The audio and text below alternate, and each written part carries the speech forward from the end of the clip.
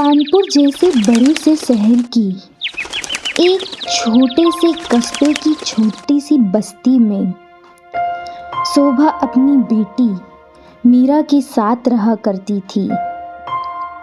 शोभा और मीरा के साथ मीरा की दादी भी रहा करती थी। शोभा के पति की मृत्यु मीरा जब 5 वर्ष की थी तभी हो चुकी थी। पति की मृत्यु के बाद थोड़ा बहुत जो भी बचा था उसी से वो अपने घर का गुजारा कर रही थी। अब शोभा के पास खाने को कुछ नहीं था।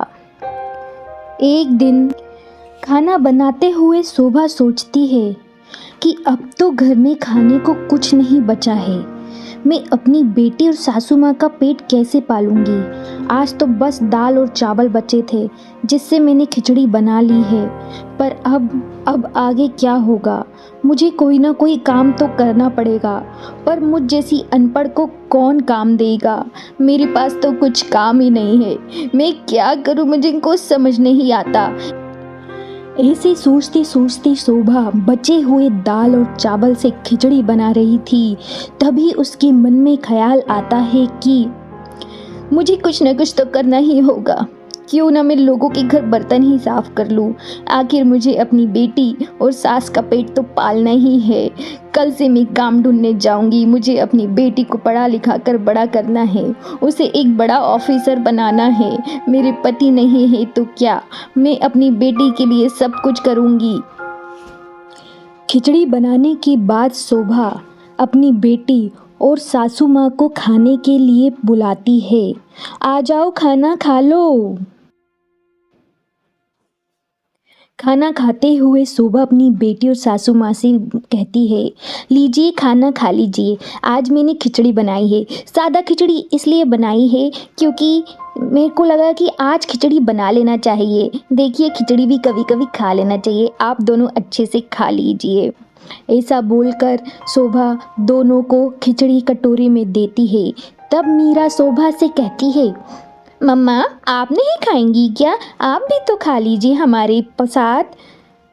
नहीं बेटा, मुझे नहीं खाना है। मैंने पहले खा लिया है। मुझे बहुत ज़ोर से भूख लगी थी तो मैं तुम लोगों का इंतज़ार नहीं कर पाई। मैं खा चुकी हूँ, तुम दोनों खा लो। ऐसा कहकर शोभा ने दोनों को बहला दिया, पर शोभा ने खाना नहीं खाया था क्योंकि उसके घर में इतने ही दाल चावल बचे थे कि वो दोनों का पेट भर सके। और फिर अगले ही दिन सुबह से शोभा काम की तलाश में निकल जाती है। वो लोगों के घर घर जाकर पूछती है, क्या आपके घर में बर्तन साफ कर सकती हूँ? क्या आपके घर में बर्तन साफ कर सकती हूँ? मुझे कोई काम मिल सकता है? इसी तरह वो काम ढूंढते रहती है। कई घर से नकारे जाने के बाद कुछ घरों में शोभा को बर्तन साफ करने का काम मिल जाता है और वो अपना काम बड़ी ही ईमानदारी से करती है। शोभा अपने काम से बहुत खुश थी क्योंकि वो जानती थी कि काम छोटा हो या बड़ा, काम तो काम होता है और उसे अपनी बेटी को पढ़ाना लिखाना भी तो है। देखो, मैंने तुम्हारे लिए कुछ कपड़े टेबल पर निकाल के रखे हैं। तुम जाते जाते उन्हें भी लेके जाना। तुम और तुम्हारी बेटी के वो कुछ काम आ जाएंगे। इस तरीके से शोभा को कोई ना कोई कुछ सामान दे दिया करता था और शोभा भी उस सामान को खुशी खुशी ले जाया करती थी क्योंकि उसे पता था कि वो इतना तो नहीं कमाती है कि वो अच्छे अच्छे सामान भी खरीद सके और उसकी बेटी को पढ़ा लिखा भी सके। जब शोभा थक हार के घर जाती तो मीरा भी दौड़ते दौड़ते आती और अपनी मम्मी से सामान ले लेती थी क्योंकि उसे पता था कि उसकी मम्मी थक जाती है। इसी तरह दिन निकलते गए। शोभा अपने काम को बड़ी ही मेहनत और ईमानदारी से करती गई। उसे अपनी बेटी को पालना जो था। और फिर जब मीरा कक्षा 10वीं में थी, उसकी दादी का भी देहांत हो गया।